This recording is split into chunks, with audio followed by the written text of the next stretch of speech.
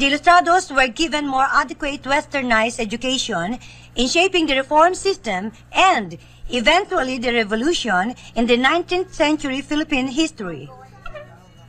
For instance, consider the disparity in the opinion in the very ideology of Aguinaldo and Bonifacio. Mr. Zaragoza, you are wanted by the Dean in his office. Now, let's go back to the lesson. Come in. Kindly Sir? close the door behind you, Arnold. Ma, Dad, anong nagawa niyo rito? Mr. Zaragoza, would you prefer it kung iwanan ko muna kayo? No, Dean. Please stay. Mabuti na yung harap-harapan ng usapan natin. Arnold, ano yung nabalitaan namin ng daddy mo na? Ako ang bahala dito.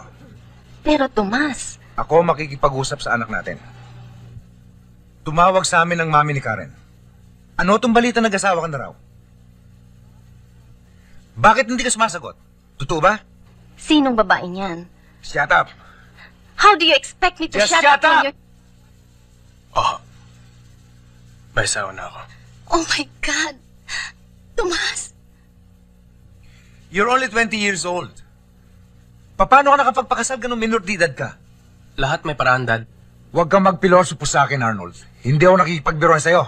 Tomas, I'm sure we can do something about this. Nasaan ang babae niyan? Maybe we can have the marriage annulled or something. Ikaw ang abogado. Alam mo kung anong dapat gawin dito. Saan mo nakilala ang babae niyan? Kasal na kami. At wala na kayong magagawa para palitan pa ng tapos na. Talaga ba sinasadya mo kami ng mami mo? Pinakasalan mo ang babaeng yan para saktan kami ng daddy mo. Gusto mo lang kaming saktan. Pinag-aral kita dito sa Baguio. Para mahiwalay ka sa mga kabarkada mo. Hanggang dito ba naman gagawa ka pa ng milagro? You do not love her. How can you love her? We don't even know this woman. Ano alam niyo sa pagmamahal? Ni sarili niyong anak, di niyo kayo mahalin. Buti siguro lalabas muna ako. No, Dean. You sit down there. How can you say na hindi ka namin mahal? Meron ka na bang hiniling sa amin na hindi namin binibigay sa'yo? Do you know what that means? I'm sorry, Mami. Pero para sa akin, hindi pa rin yun ang proof ng pagmamahal. Kahit tambakan ninyo ako ng pera, hindi pa rin yung katunayan na meron kayong pagtingin sa akin. Sige. Kung yan ang gusto mo, pues, yan ang makukuha mo. Kapag hindi mo iniwalay ng babaeng yan, mapuputo lahat ng allowance mo at titigil ka ng pag-aaral. Isusumbat mo pa sa amin ang mga problema pinagpapasasahan mo. Pues, matuto kang magtrabaho mag-isa mo. Nang malaman mo kung ano ang hirap namin mag-asawa para masunod lahat ang kapritsyo mo. Hindi na ako nadadaan sa ganyang pagbabanta, Dad. At hindi rin ganyan kababaw ang aking kalagayan. All right, Arnold. Gusto mo maging independent? Then you're on your own, my boy. Bahala ka sa buhay mo.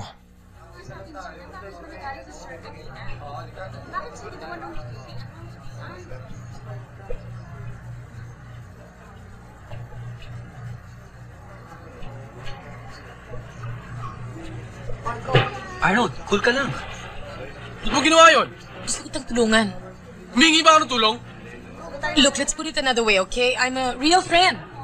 Real friend. Pare, cool ka lang, pare. My God, Arnold, ano ba nangyayari sa'yo? Mukhang patay na patay ka nga yata sa Cecil na yan. Just look at yourself. Pasalamat ka lang yung babae ka. No, Arnold. Ikaw ang dapat magpasalamat sa akin. It's about time na matauhan ka.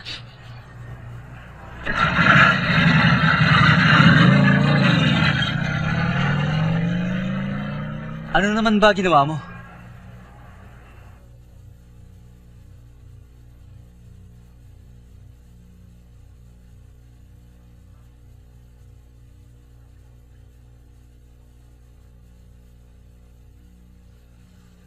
Hayaan mo. Konting budgeting lang yan. Konting pagtitipid. Magtatrabaho ko. Hindi. Mabuti na yung mayroon akong kinikita kaysa maghapon ako dito sa bahay. Nababagoong lang ang utak ko dito eh. Sinabi ng hindi eh. Akong lalaki at ako magtatrabaho. Arnold, maging praktikal ka naman. Pansamantala lang naman ito eh. Kahit na. Hindi ka magtatrabaho. Paano ang pag-aaral mo? Paano natin mabayaran ang renta nitong bahay? Ano ipambibili natin ng pagkain? Akala mo ba hindi ko rin iniisip yun? Kakausapin ko si Dean Baguio. Titingnan ko makakuha ako ng scholarship. Pagkatapos maghahanap ako ng trabaho. Saan? Sabing maghahanap nga eh.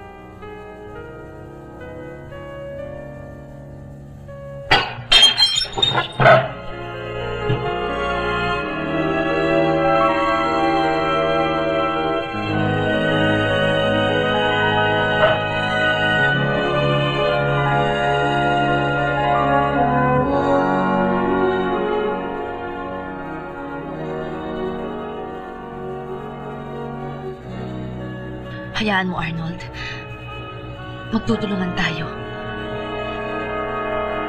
Makakaya natin ito. Magtutulungan tayo.